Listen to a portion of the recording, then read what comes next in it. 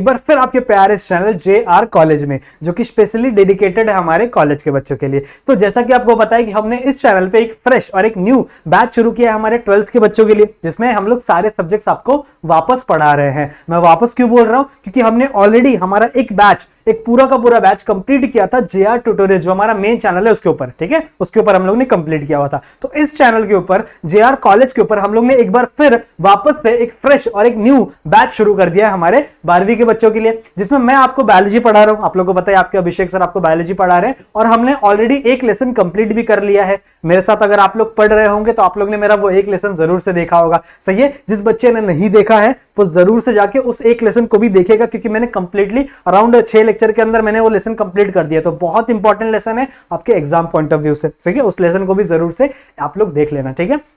आज हम लोग इस लेक्चर से स्टार्ट करने जा रहे हैं हमारा सेकंड लेसन, ठीक है, हमारे बायोलॉजी का सेकंड लेसन, जिसका नाम क्या है, that is reproduction in lower and higher animals. मतलब लास्ट वाले लेसन में हम लोग ने प्लांट के रिप्रोडक्शन की बात की थी, इस लेसन में हम लोग मेनली एनिमल्स के रिप्रोडक्शन की बात करेंगे, और मेनली हम लोग एक ही एनिमल की बात करेंगे, दैट इज ह्यूमन बीइंग, ठीक है, क्योंकि ह्यूमन बीइंग एक एनिमल ही है, सबसे स्मार्टेस्ट एनिमल है, सही है। तो इस लेसन में मेनली हम लोग इंसानों के रिप्रोडक्शन की बात करेंगे, कि एक स्टार्टिंग से लेके, देखो रिप्रोडक्शन में हम लोग स्टार्टिंग से लेके, मतलब गैमेट बनाने से लेके एकदम डिलीवरी तक, ठीक है, पार्चुरेशन तक हर एक चीज को पढ़ेंगे। तो ये बहुत ही बड़ा सा लेसन है, बहुत ही लंबी सी जर्नी है जो हम इस लेक्चर से स्टार्ट कर रहे हैं। ये एक इंट्रोडक्टरी लेक्चर है, जिसमें मैं आपको थोड़ी बहुत इंट्रोडक्शन बताऊंगा इस लेसन के बारे में। जो मेन चीजें होंगी वो हम लोग नेक्स्ट लेक्चर से जरूर से कंटिन्यू करेंगे। सो अभी हम लोग थोड़ा सा इंट्रोडक्शन पढ़ेंगे, ठीक है, थोड़ी सी बेसिक बातें जानेंगे, क्योंकि देखो कोई भी कॉम्प्लेक्स चीज पढ़ने से पहले आपको उसका बेसिक पता होना चाहिए। सिंपल सी बात है ना। अगर आप 6 मंजिला घर बना रहे हो, 7 मंजिला घर बना रहे हो, तो अगर आपका बेस स्ट्रांग होगा, ठीक है, अगर आपका बेस मजबूत होगा, तभी आपका घर अच्छे टाइम तक टिकेगा, ठीक है, आपका जो उतना लोड है वो सह पाएगा। तो हमेशा बेस पे ध्यान देना बच्चों। बेसिक चीजें बहुत ज्यादा इंपॉर्टेंट होती है अगर आपको आगे चल के कोई ज्यादा चीजें या फिर कोई कॉम्प्लेक्स चीज पढ़नी हो तो ये लेसन भी बहुत बड़ा है, तो उसके लिए हम लोग को बेसिक चीजें पढ़ना बहुत ज्यादा जरूरी हो जाता है। क्लियर है, समझ में आ गया। सो लेक्चर को स्टार्ट करने से पहले आपको एक छोटी सी बात बताना चाहता हूं कि हमारा जो JR ट्यूटोरियल्स का एप्लीकेशन है वो जरूर से डाउनलोड कर लेना। हमारे प्ले स्टोर के ऊपर से जाके प्ले स्टोर पे जाना और ये सर्च करना, आप लोग को JR ट्यूटोरियल्स का एप्लीकेशन मिल जाएगा, उसे जरूर से डाउनलोड करना, क्योंकि उसके ऊपर देखो सबसे पहली बात आप लोग को कोर्स मिलने वाले, ठीक है, कोर्स तो आपको मिल ही रहा है। उसके बाद आपको नोट्स मिलेंगे, ठीक है, क्विज़ेस मिलेंगे, बहुत सारे क्वेश्चन पेपर्स आपको मिलेंगे सॉल्व करने के लिए, आपकी प्रैक्टिस के लिए। तो उसे जरूर से डाउनलोड करना। और सबसे पहली बात, ये एकदम फ्री ऑफ कॉस्ट एप्लीकेशन है, मतलब आपको एक भी रुपया वहां पे चार्ज नहीं किया जा रहा है। तो जरूर से डाउनलोड कर लेना, एकदम फ्री ऑफ कॉस्ट है। और यदि आपको मुझसे कनेक्ट होना है, मुझसे कोई बातें करनी है, तो आप इस इंस्टाग्राम आईडी पे जाके मुझे मैसेज कर सकते हो, मुझे फॉलो कर सकते हो। अगर आपको कोई भी डाउट है तो भी आप वहां पे आके मुझे बता सकते हो। और यदि आपको मेरे लेक्चर्स देखने में अच्छा लगता है, मेरे लेक्चर्स पसंद आते हैं, तो वहां पे भी आप आके मुझे बता सकते हो, ठीक है। समझ में आ गई बात। तो स्टार्ट करते हैं आज का लेसन। तो देखो, लेसन स्टार्ट करने से पहले मैं हमेशा ओवरव्यू की बात करता हूं। आप लोगों को पता है कि जो लास्ट वाले लेसन में, उसमें मैंने ओवरव्यू की बात की थी कि एक मोटा मोटा हम लोग देखते हैं कि इस लेसन में है क्या, सही है। तो देखो, सबसे पहले हम लोग इसके लिए भी मैं आप लोगों को ओवरव्यू लेके आया हूं कि इस लेसन में हम लोग कौन कौन सी चीजें पढ़नी है। तो सबसे पहला सेम टू सेम, देखो ये चीज सेम है। सबसे पहले हम लोग को रिप्रोडक्शन के बारे में जानना है, ठीक है, रिप्रोडक्शन क्या होती है, रिप्रोडक्शन का मतलब पता करना है। फिर रिप्रोडक्शन 2 टाइप के होते हैं, एक एसेक्सुअल रिप्रोडक्शन और एक सेक्सुअल रिप्रोडक्शन, ठीक है। एसेक्सुअल रिप्रोडक्शन में हम लोग को 2 चीजें पढ़नी है इस लेसन में, एक जिम्यूल फॉर्मेशन के बारे में और एक बडिंग के बारे में, ठीक है। 2 ही चीजें हम लोग को पढ़नी है। बहुत ही छोटा सा एसेक्सुअल का टॉपिक है, जो कि इतना ज्यादा इंपॉर्टेंट भी नहीं है, लेकिन जो मोस्ट इंपॉर्टेंट टॉपिक है वो है सेक्सुअल रिप्रोडक्शन। और किसका सेक्सुअल रिप्रोडक्शन पढ़ना है हम लोग को, ह्यूमन बीइंग का, ठीक है। किसका पढ़ना है हम लोग को, इंसानों का सेक्सुअल रिप्रोडक्शन हम लोग को पढ़ना है उस पूरे के पूरे लेसन में। तो देखो, सेक्सुअल रिप्रोडक्शन करने के लिए हमें सबसे पहले उसके मेल ऑर्गन और फीमेल ऑर्गन को पढ़ना पड़ेगा, जैसे हम लोग ने प्लांट के अंदर किया था। प्लांट के अंदर भी हम लोग सबसे पहले मेल का पार्ट को पढ़े थे, फिर फीमेल का पार्ट को पढ़े थे, फिर मेल पार्ट के अंदर गैमेट फॉर्मेशन बनाया था, ठीक है। फिर फीमेल पार्ट के अंदर फीमेल का गैमेट बनाना सीखा था। तो ये सारी चीजें हम लोग सीखेंगे। तो सबसे पहले मेल पार्ट को पढ़ेंगे, फिर फीमेल पार्ट को पढ़ेंगे इस लेसन में। उसके बाद गैमीटोजेनेसिस करेंगे। गैमीटोजेनेसिस मतलब बच्चों गैमीट का फॉर्मेशन, ठीक है। तो मेल पार्ट्स बनाना सीखेंगे, मेल के अंदर कौन कौन सी चीजें होती है, कहां पे स्पर्म बन रहा है, ठीक है, कौन से सेल्स होते हैं, कितने कितने सारे सेल्स होते हैं, वो सारी चीजें हम लोग समझेंगे, सही है। उसके बाद सेम टू सेम लोग फीमेल पार्ट के साथ, फीमेल के पार्ट के अंदर कौन कौन से स्ट्रक्चर होते हैं, क्या होता है यूट्रस, क्या होता है फैलोपियन ट्यूब, क्या होता है ओवरी, क्या होता है फॉलिकल्स, ऐसी सारी चीजें हम लोग डिस्कस करेंगे, ठीक है। हर एक लेसन में, टेंशन मत लो, हर एक चीज हम लोग डिस्कस करेंगे इन सारे टॉपिक्स में। फिर उसके बाद जब हम लोग पार्ट्स को समझ लेंगे, मतलब कौन से जगह पे क्या प्रेजेंट है, कौन सी जगह पे क्या प्रेजेंट है, इतनी चीजें समझ लेंगे, फिर उसके अंदर हम लोग अपने गैमेट का फॉर्मेशन करना सीखेंगे। मतलब कहां पे कौन सा गैमेट बन रहा है, कैसे बन रहा है, किस प्रकार से बन रहा है, कौन सी प्रोसेस हो रही है, कितने बार डिवीजन हो रहा है किस सेल का, वो सारी की सारी चीजें हम लोग इस गैमेटोजेनेसिस वाले टॉपिक में डिस्कस करेंगे। सही है। फिर उसके बाद जब गैमेट बन गया तो क्या करना है, सिंपल है, गैमेट को मिला दो। ठीक है, एक गैमेट लो मेल का, एक गैमेट लो फीमेल का, दोनों क्या कर दो, मिला दो। तो दोनों की मिलाने की प्रोसेस को हम लोग क्या कहते हैं, फर्टिलाइजेशन। तो नेक्स्ट टॉपिक क्या हो जाएगा हमारा, फर्टिलाइजेशन। क्लियर है। ठीक है। अब देखो जैसे ही फर्टिलाइजेशन होगी वहां पे एम्ब्रियो फॉर्म होगा, और हम लोग को पता है कि जो ह्यूमन बींग्स होते हैं वो विविपैरस होते हैं, मतलब वो डायरेक्टली एक न्यू वन को जन्म देते हैं, एक न्यू बेबी को जन्म देते हैं, वो अंडे नहीं देते। सही है। तो हमारा जो जाइगोट फॉर्म होगा, एम्ब्रियो फॉर्म होगा, वो जाके ही फीमेल के बॉडी में ही इंप्लांट हो जाएगा। ठीक है, इंप्लांट हो जाएगा और वहीं पे ग्रो करना शुरू हो जाएगा। तो वो सब हम लोग पढ़ेंगे इम्प्लांटेशन में। सही है। और जब इम्प्लांटेशन हो जाएगा तो इम्प्लांटेशन के अंदर वो एम्ब्रियो डेवलप होगा और नए ह्यूमन बीइंग की शक्ल लेगा, तो उसे हम लोग कहेंगे दैट इज एम्ब्रियो डेवलपमेंट। सही है। और लास्ट में जब हमारा ह्यूमन बेबी एकदम फॉर्म हो जाएगा तो हम लोग उसे उसकी डिलीवरी करवा देंगे। नॉर्मल लैंग्वेज में डिलीवरी कहते हैं और यहां पे हम उसे पार्चुराइजेशन कहेंगे। ठीक है, पार्चुरेशन कहेंगे। सही बात है, समझ में आ गया। सो ये एक नॉर्मल सा ओवरव्यू है, इसे जरा एक बार कैप्चर कर लो अपने फोन में। ठीक है, ताकि आप लोग को इस लेसन को पढ़ने में कोई भी डिफिकल्टी ना हो। समझ में आई बात। तो ये एक पूरे लेसन का ओवरव्यू है। इस टाइप में हम लोग क्या करेंगे, इस पूरे के पूरे लेसन को खत्म करेंगे। और तो और यहां पे लेसन खत्म नहीं होता एक्चुअली। इतना टॉपिक पढ़ने के बाद एक छोटा सा और टॉपिक है, दैट इज रिप्रोडक्टिव हेल्थ का। ठीक है, रिप्रोडक्टिव हेल्थ का टॉपिक भी दिया हुआ है, जिसमें अराउंड 2 लेक्चर लगने वाले। सही है, 2 लेक्चर उसमें भी लगेंगे। तो वो भी बहुत इंपॉर्टेंट टॉपिक है, जिसमें हम लोग बहुत सारी चीजें पढ़ेंगे कि कौन कौन से डिजीजेस होते हैं इन सारी चीजों से, फिर हमें कैसे प्रोटेक्ट रहना चाहिए, बहुत सारे कंट्रोल मेजर्स उसके अंदर है, बहुत सारे केमिकल मेथड्स उसके अंदर है। तो बहुत सारी चीजें हम लोग उसके अंदर भी पढ़ेंगे। समझ में आ रही बात, समझ में आई बात। तो इतना आई होप आप लोगों को क्लियर होगा। सो आ जाओ, सबसे पहले हम लोग इंट्रोडक्शन देते हैं, दैट इज हमारे रिप्रोडक्शन का। अब रिप्रोडक्शन का मतलब क्या होता है, ये मैंने आप लोग को ऑलरेडी मेरे फर्स्ट लेसन के बताया था। ठीक है, जो मैंने फर्स्ट लेसन का फर्स्ट लेक्चर लिया था उसमें मैंने आप लोगों को इंट्रोडक्शन दिया था रिप्रोडक्शन का। रिप्रोडक्शन का मतलब क्या होता है कि एक ही ऑर्गेनिज्म जैसा एक दूसरा ऑर्गेनिज्म फॉर्म कर देना। ठीक है, मैंने वापस लिखा था ना एक वर्ड, री मतलब क्या होता है, वापस, मतलब एक ही जैसे ऑर्गेनिज्म का वापस अगर आप प्रोडक्शन कर दो उसी के जैसा दिखने वाला, तो उसे हम लोग रिप्रोडक्शन कहते हैं। अब रिप्रोडक्शन 2 प्रकार के होते हैं, एक एसेक्सुअल रिप्रोडक्शन और सेक्सुअल रिप्रोडक्शन। तो सबसे पहले आ जाओ एसेक्सुअल को डिस्कस करें। सबसे पहला क्या टॉपिक है हमारा, एसेक्सुअल रिप्रोडक्शन। अब एसेक्सुअल रिप्रोडक्शन में जनरली एक पैरेंट इन्वॉल्व होता है। सही है, जनरली इसमें क्या होते हैं, एक पैरेंट ही इन्वॉल्व होते हैं, और इन एक पैरेंट से आगे चल के एसेक्सुअल रिप्रोडक्शन होती है। और इनके जो बेबी होते हैं ना, उसे हम जनरली क्लोन कहते हैं। ठीक है, जनरली इसे हम लोग क्या बोलते हैं, क्लोन कहते हैं। और एसेक्सुअल रिप्रोडक्शन जितने भी प्रिमिटिव ऑर्गेनिज्म है, जो सबसे पहले पहले बने होंगे ना, जो जिनके अंदर सेक्सुअल रिप्रोडक्शन का मोड ही नहीं आया होगा, उनके अंदर जनरली एसेक्सुअल रिप्रोडक्शन हम लोग को देखने मिलती होगी। सही है, जो एकदम पहले पहले फॉर्म हुए होंगे। सही बात है। तो एसेक्सुअल रिप्रोडक्शन के जो बच्चे आते हैं उन्हें हम लोग क्लोन कहते हैं। अब क्लोन क्यों, वाई क्लोन, क्योंकि इनका जो जेनेटिक मेकअप है, ठीक है, इन बच्चों का जो जेनेटिक मेकअप है वो हूबहू एकदम सेम टू सेम होता है इनके पेरेंट्स से। ठीक है, एकदम पेरेंट्स से इनका जेनेटिक मेकअप रिजेंबल करता है, एकदम सेम टू सेम। क्यों ऐसा हो रहा है, क्योंकि देखो यहां पे कोई भी 2 पैरेंट का इन्वॉल्वमेंट नहीं हो रहा है, मतलब एक ही पैरेंट से आगे चल के दूसरा सेल फॉर्म हो रहा है। तो जब एक पैरेंट के सेल की कॉपी बनेगी तो उसी के जैसा सेम डीएनए तो दूसरे सेल में जाएगा। सही बात है। तो इसका मतलब जो जेनेटिक इंफॉर्मेशन इसके पास है, जो जीन इसके पास है, वही जीन उसके बेटे के पास भी जाएगी, उसकी बेटी के पास भी जाएगी। सही है, बेटा बेटी जो भी बोल लो। सही है। तो इसका मतलब यहां पे कोई भी जेनेटिक जीन्स के अंदर कोई भी चेंजेस नहीं आते। दैट्स व्हाई इसके अंदर कोई भी म्यूटेशन देखने के लिए नहीं मिलती। सही बात है। और ज्यादातर ये ऑर्गेनिज्म ज्यादा जी भी नहीं पाते। समझ में आ रही बात, क्यों, क्योंकि इनके अंदर म्यूटेशन नहीं है। तो इनके बच्चे ज्यादातर क्या पैदा होते हैं, क्लोन पैदा होता है। अब देखो इसके अंदर हम लोग को 2 चीजें पढ़ना है, एक जिम्यूल फॉर्मेशन और एक है बडिंग। ठीक है, एक जिम्यूल फॉर्मेशन और एक है बडिंग। तो आ जाओ दोनों पढ़ लेते हैं। जिम्यूल फॉर्मेशन हम लोग को देखने मिलता है स्पॉन्जेस के अंदर। ये आई गेस मैंने आप लोग को जो लेसन नंबर 1 था, ठीक है, उसके इंट्रोडक्टरी लेक्चर में भी बताया था।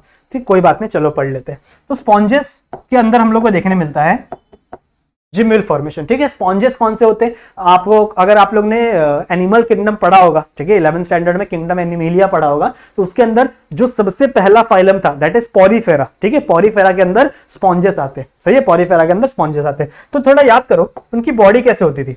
उनकी बॉडी एक ऐसे ड्रम जैसी होती थी, ठीक है, मटके जैसी होती थी।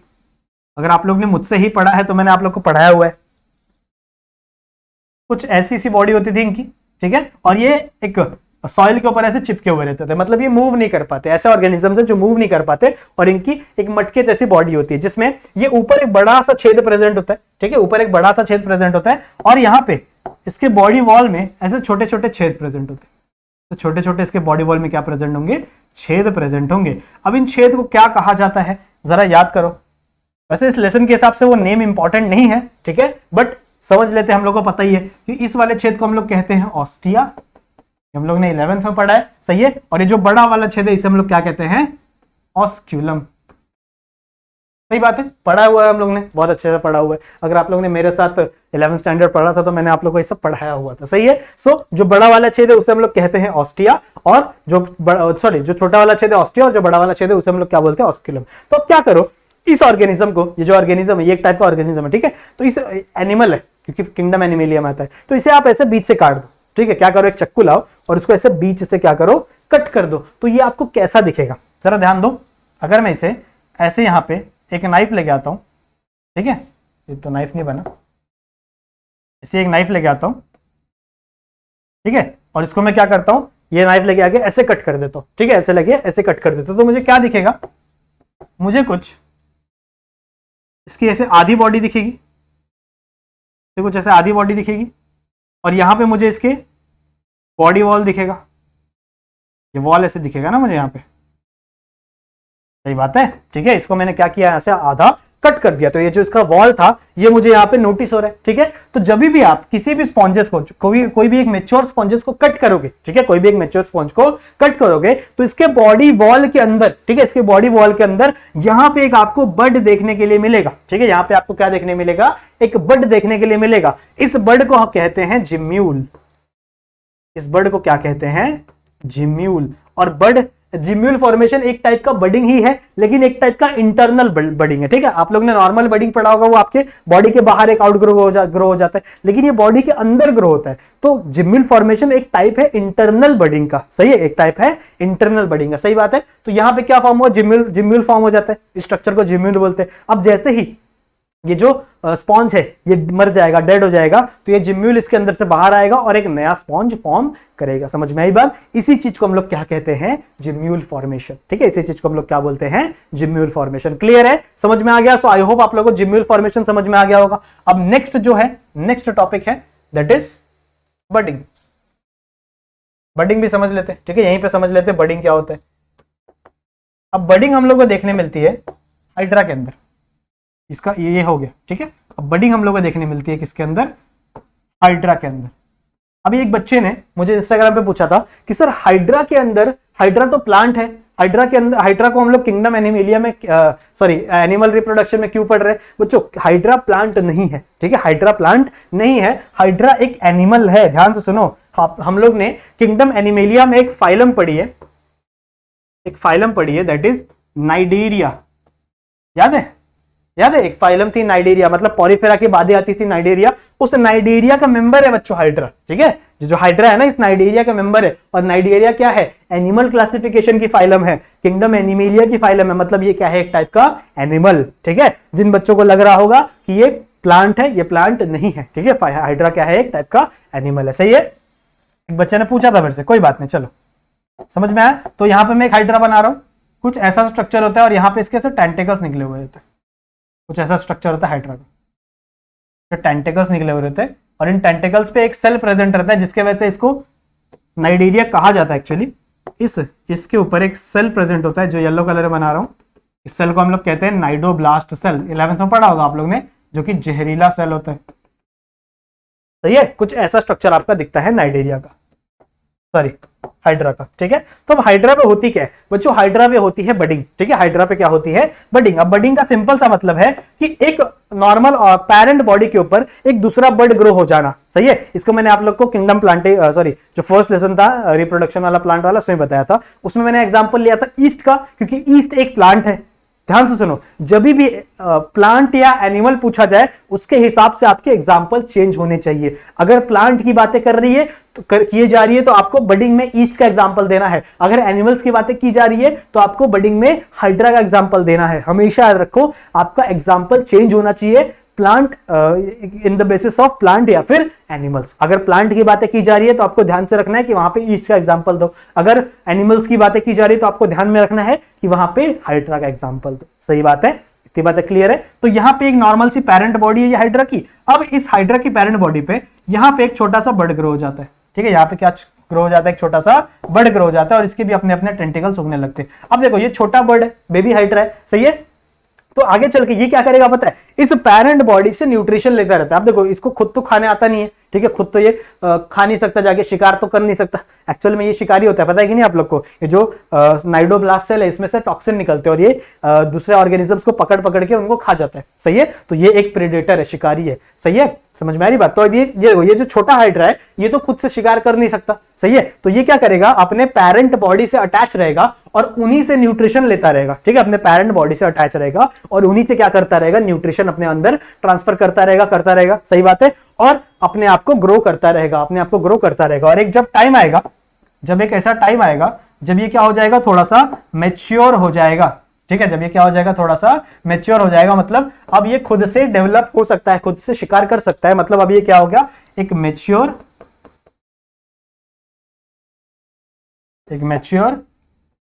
Daughter hydra. तो जैसे ही ये हाइड्रा मैच्योर होता है, ठीक है, ये क्या करती है, अपने बॉडी से, जो इस पेरेंट के बॉडी से डिटैच हो जाते हैं, ठीक है। ये क्या होते हैं, इस पेरेंट के बॉडी से यहां से अलग हो जाएंगे। समझ में आ रही बात, यहां से क्या हो जाएंगे, ये अलग हो जाएंगे और अलग होने के बाद ये अपनी नई जिंदगी जीने लगते हैं। समझ में आ रही बात। तो ये एक नए टाइप का, या फिर बोल सकते ये एक अनदर टाइप का रिप्रोडक्शन है, जो जिसे हम लोग क्या कहते हैं, बडिंग। समझ में आ गई बात, इसे हम लोग क्या कहते हैं, बडिंग। बडिंग का सिंपल सा मतलब है कि किसी भी ऑर्गेनिज्म के ऊपर यहां से एक बड ग्रो हो जाए, ठीक है, यहां से क्या ग्रो हो जाए, एक बड ग्रो हो जाए और वो बड क्या करता रहे, पेरेंट के बॉडी से ही न्यूट्रिशन लेता रहे और आगे चल के वो बड जब अच्छे से डेवलप हो जाएगा तो क्या करेगा, वो अपने पेरेंट के बॉडी से अलग होगा और वापस ग्रो होना स्टार्ट हो जाएगा। समझ में आई बात। आई होप आप लोगों को एसेक्सुअल रिप्रोडक्शन, एसेक्सुअल में इतना ही है, ठीक है, इतना ही आप लोगों को पढ़ना है, एक जिमिल फॉर्मेशन और एक बडिंग। और ये एग्जाम में आएगा भी नहीं, मुझे तो ऐसा लगता है कि ये एग्जाम में नहीं पूछा जाता, सही है। इस लेसन का जो मेन और इंपॉर्टेंट पार्ट है वो है सेक्सुअल रिप्रोडक्शन, ठीक है। जो मेन और सबसे इंपॉर्टेंट पार्ट है वो है सेक्सुअल रिप्रोडक्शन। तो सेक्सुअल रिप्रोडक्शन सबसे इंपॉर्टेंट है वही इस लेसन का, ठीक है। और वो भी किसके ऊपर पढ़ना है आप लोग को, हमें पढ़ना है बच्चों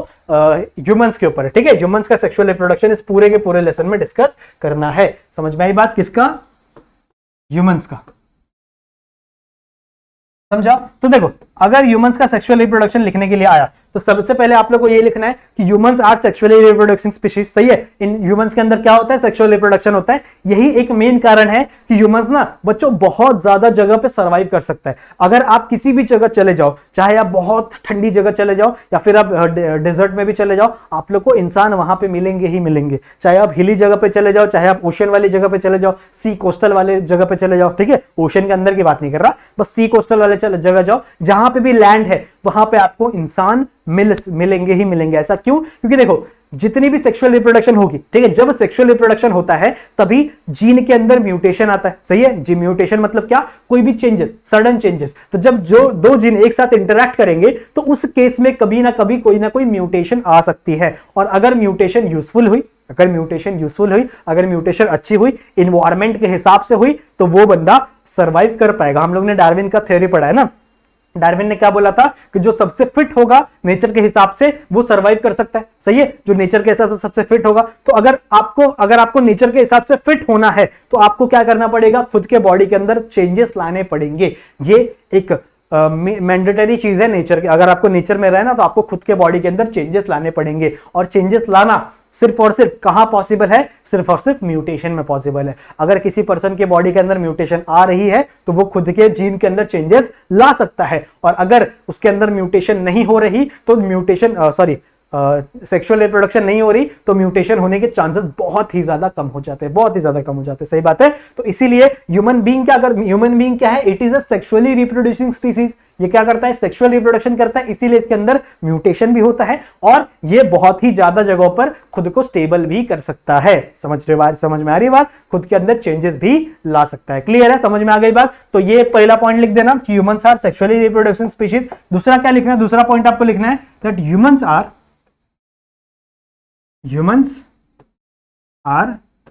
viviparous in nature, viviparous in nature. अब विविपैरस का मतलब क्या होता है? दो वर्ड हम लोग के पास होते हैं, एक ओविपैरस और एक विविपैरस। एक और वर्ड होता है एक्चुअल में ओविविविपैरस, लेकिन वो हम लोग को नहीं पढ़ना, वो आपके सिलेबस में नहीं है।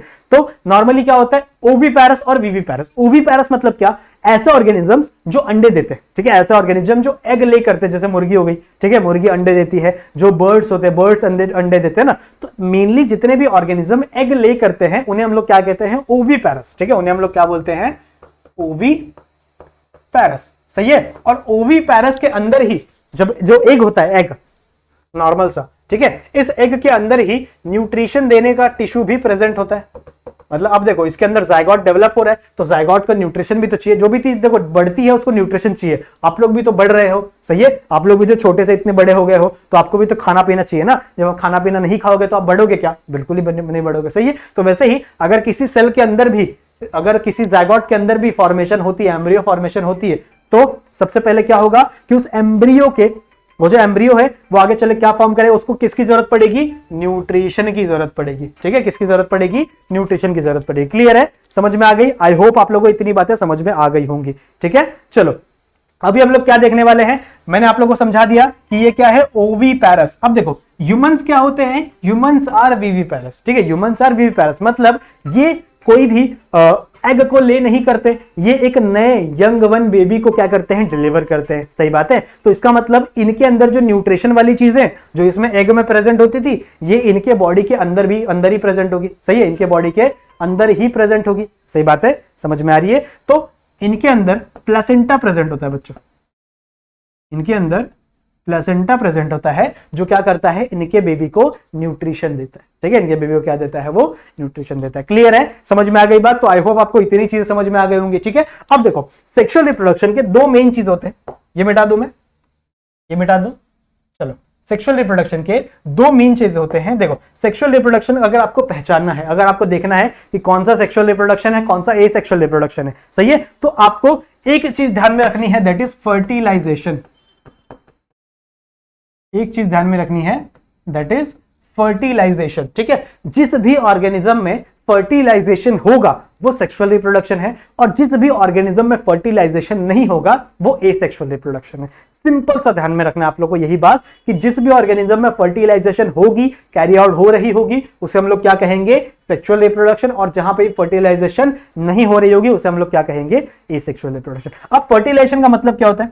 फर्टिलाइजेशन का मतलब कुछ बच्चों को पता होगा, कुछ बच्चों को नहीं पता होगा, समझ लो। जब एक मेल गैमेट, ठीक है, जब एक मेल गैमेट एक फीमेल गैमेट के साथ फ्यूज होता है, ठीक है, जब एक मेल गैमेट और एक फीमेल गैमेट दोनों क्या होते हैं? आपस में फ्यूज होते हैं, और वहां से एक बड़ा सा सेल बनता है जिसे हम लोग कहते हैं जाइगोट, जिसे हम लोग क्या कहते हैं? जाइगोट। जिन भी ऑर्गेनिज्म में ये प्रोसेस हो रही है, इस प्रोसेस को ही हम लोग क्या कहते हैं?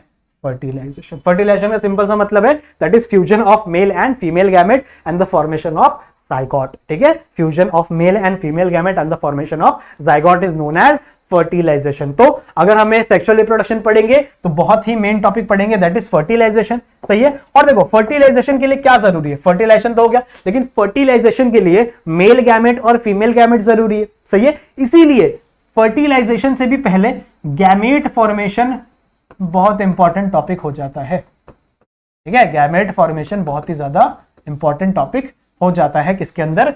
सेक्सुअल रिप्रोडक्शन के अंदर। तो सबसे पहले हम लोग गैमेट बनाना सीखेंगे, और उस गैमेट को आगे चल के हम लोग क्या करेंगे? फ्यूज करेंगे। अब देखो गैमेट बनता क्या? दो टाइप की गैमेट है ना, एक मेल गैमेट और एक फीमेल गैमेट। तो गैमेट किस जगह पे बन रहा है उस जगह को भी तो पढ़ना पड़ेगा। तो गैमेट बनाने से भी पहले हम लोग क्या पढ़ना पड़ेगा कि मेल रिप्रोडक्टिव सिस्टम कैसा होता है और फीमेल रिप्रोडक्टिव सिस्टम कैसा होता है। क्लियर है? समझ में आ गया? तो ये जो जितनी चीजें हैं that is male reproductive system और फीमेल रिप्रोडक्टिव सिस्टम, इसको हम लोग नेक्स्ट लेक्चर से कंटिन्यू करेंगे। ये एक छोटा सा शॉर्ट सा वीडियो था जिसमें हम लोग मेनली इंट्रोडक्शन की बात किए थे इस चैप्टर के बारे में, सही है। सो नेक्स्ट जो चैप्टर जो लेक्चर आएगा, ठीक है, उसमें हम लोग क्या शुरू कर देंगे? हम लोग उसमें शुरू करेंगे that is male reproductive system, ठीक है। क्या शुरू कर देंगे? Male reproductive system. क्लियर है? समझ में आ गया? सो आई होप आपको इतनी बातें क्लियर हो गई होंगी, ठीक है। आई होप आप लोग को ये इंट्रोडक्टरी लेक्चर, ये जो बेस लेक्चर था, ये आपको समझ में आ गया होगा। समझ में आई बात? तो लेक्चर पसंद आया है तो वीडियो को लाइक जरूर से कर दो, अपने सारे दोस्तों तक फैला दो ये वीडियो, ठीक है, सब तक शेयर कर दो ये वीडियो, ताकि हर बच्चे को ये मिल सके, ठीक है, ये बेनिफिट मिल सके। और अगर आप लोग ने मेरा लेक्चर नंबर 1 के सारे लेक्चर्स नहीं देखे हैं, लेसन नंबर 1 के सारे लेक्चर नहीं देखे, तो जरूर से देख लेना। एकदम बेहतरीन वीडियोस मैंने ऑलरेडी यहाँ पे बना के रखे हुए हैं। और अगर आपको आगे की भी पढ़ाई कंटिन्यू करनी है तो आप JR ट्यूटोरियल्स पे जाके वहां पे हमारा पूरा का पूरा 12th बायोलॉजी का बैच पड़ा हुआ है, वहां से आप अपनी पढ़ाई को आगे कंटिन्यू कर सकते हो। क्लियर है, समझ में आ गया? सो यहाँ पे मैं लेक्चर को खत्म करता हूं, मिलते हैं किसी नेक्स्ट लेक्चर में, that is male reproductive system को डिस्कस करते हुए। तब तक के लिए कीप स्टडिंग।